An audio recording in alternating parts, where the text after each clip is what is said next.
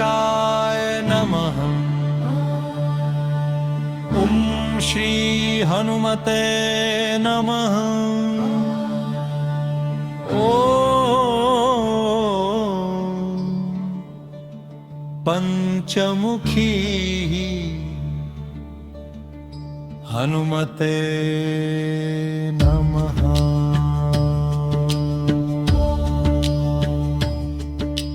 पंचवक्त्रं महाभीमं त्रिनेत्रं च महाबलं सिंहिकागर्भसम्भूतं हनुमन्तं नमाम्यहम्। हनुमते रक्ष रक्ष सर्वतो माम्। हनुमते रक्ष रक्ष सर्वतो माम्। पूर्वे हनुमान् कपिमुखधारी रक्षतु माम्। दक्षिणे नारसिंहवपुर्मा सदा पातु। पश्चिमे गरुडरूपवान् रक्षतु। उत्तरदिशि वराहरूपवा सदा रक्षतु माम्। ऊर्ध्वे हयग्रीवविग्रह पातु मे शिरः। अधस्तात् ब्रह्मास्त्ररूपः पातु पादयुग्मं सदा मम। अष्टदिशि रक्षतु पञ्चवक्त्रः। स्वप्ने जाग्रति गच्छतः पश्यतः शयान। पश्यन्तं हसन्तं चलन्तं सर्वदा। रक्षतु हनुमान् महाबलः। ॐ जनीसुताय महाबलाय रामदूताय नमः। ॐ किलकलाय वीराय विक्रान्ताय नमो नमः। ॐ भूतप्रेतपिशाचादिनाशाय स्वाहा। ॐ सिद्धाराकृशानुवत्कवचं मे हनुमान् स्थापयतु। रामभक्ताय रामदूताय हनुमते नमः। सर्वशत्रुनिवारणाय कवचं पठे। रक्षां कुरु महाबाहो त्राहि त्राहि नमोऽस्तु ते। ॐ हं हनुमते नमः। हं हनुमते नमः।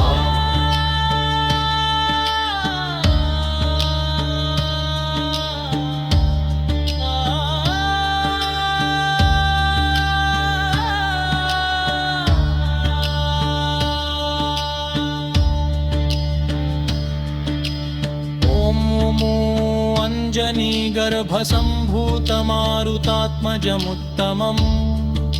श्रीरामप्रियं भक्तं वन्दे लङ्काभयङ्करम्।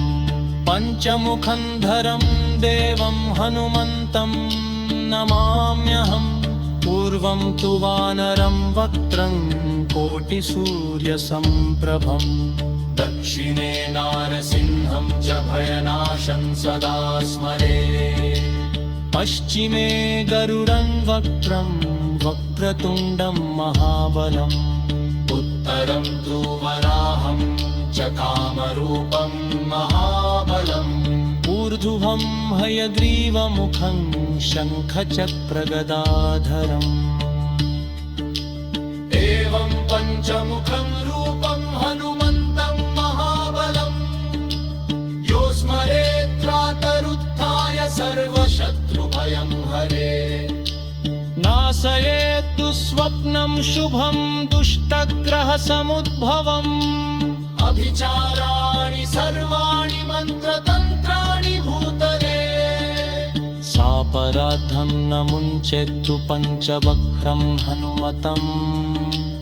हन्यं चिन्तयते कामं तन्तं प्राप्नोत्य संशयम्। श्रीराम जय राम जय जय राम। श्रीराम जय राम जय जय राम। ॐ